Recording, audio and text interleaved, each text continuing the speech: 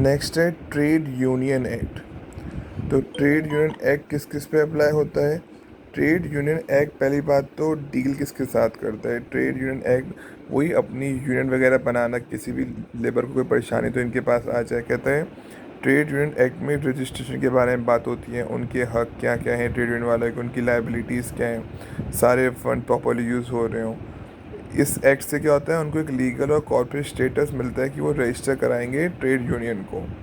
इससे उनको सिविल या क्रिमिनल प्रोसिक्यूशन से, मतलब वो अपनी सारी एक्टिविटीज़, मतलब ट्रेड यूनियन सबके भले के लिए लीगली सारा काम करती हैं। पहली बात, 7 और मोर members of a trade union में बाय सब्सक्राइबिंग देयर, मतलब 7 या उससे ऊपर लोग चाहिए ट्रेड यूनियन बनाने के लिए, और सारे एक्ट की कंप्लायंस को पूरा करना पड़ेगा।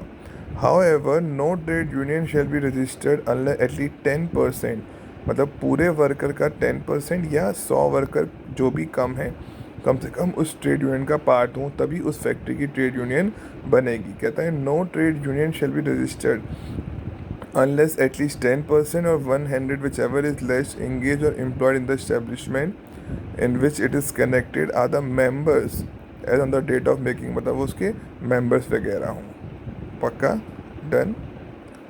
एप्लीकेशन फॉर रजिस्ट्रेशन वगैरह, एवरी एप्लीकेशन फॉर रजिस्ट्रेशन, जब भी आप ट्रेड यूनियन का रजिस्ट्रेशन कराओगे तो आपको रजिस्ट्रार को एप्लीकेशन देनी होगी, और उसके साथ साथ क्या क्या देना पड़ेगा, नेम, कौन कौन मेंबर वगैरह हैं, अगर वर्कमैन है तो उनका नाम वगैरह क्या है, नेम ऑफ उनका हेड ऑफिस वगैरह क्या है, ऑफिस बियरर्स वगैरह कौन कौन है, कौन सी पोस्ट पे हैं।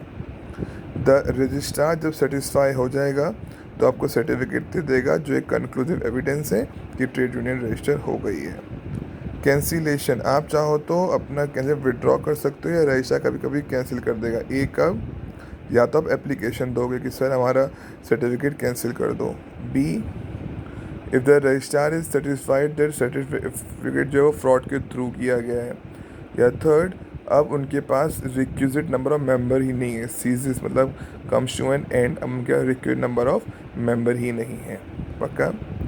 नो ऑफिस बियरर और member shall be liable to punishment, किसी भी मेंबर के ऊपर कोई लाइबिलिटी, किसी भी ऑफिस बियरर के ऊपर, मेंबर के ऊपर लाइबिलिटी नहीं होगी। कहता है नो ऑफिस बियरर और member of trade union shall be liable for punishment IPC Act in respect of any agreement made between the member for the purpose of furtherance of any, मतलब आप अगर trade union की फर्दनेस के लिए कोई भी काम करोगे तो कोई क्रिमिनल लाइबिलिटी या IPC एक्ट आपके ऊपर नहीं लगेगा, unless the agreement is an agreement to commit an offence. हाँ, अगर एग्रीमेंट ऑफेंस के लिए तो फिर क्रिमिनल कॉन्स्पिरेसी होगी। अदरवाइज अगर आप कोई ऐसा काम कर रहे हो जो कि फर्दरिंग है, ट्रेड यूनियन के ऑब्जेक्ट को फर्दर लेके जाएगा, तो कभी कोई क्रिमिनल कॉन्स्पिरेसी नहीं होगी। कहता है नो ऑफिस बियरर और member shall be liable to punishment, किसी को पनिश नहीं किया जाएगा, कोई भी ऐसा एग्रीमेंट जिससे उसका ट्रेड का ऑब्जेक्ट बढ़ेगा। हाँ, कोई ऑफेंस है तो होगी। कौन कौन ऑफिस बियरर नहीं, ऑफिस बियरर का मतलब तो चीफ सेक्रेटरी वगैरह, ट्रेजरर वगैरह कौन बनेगा, तो कौन कौन ऑफिस बियरर होगा? पहले तो उसकी एज कम से कम 18 साल की हो। सेकंड, उससे कोर्ट ऑफ इंडिया में मॉरल टर्पिट्यूड के लिए पकड़ा ना गया हो। पक्का?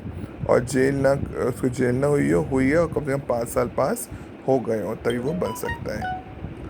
एनुअली रजिस्ट्रार को आपको रिटर्न वगैरह भेजनी है, सारे रिसिप्ट वगैरह, कब तक? 31 ऑफ दिसंबर। सारी एसेट लाइबिलिटी वगैरह मतलब जैसे मान लो अप्रैल से मार्च तक का है तो 31 दिसंबर तक।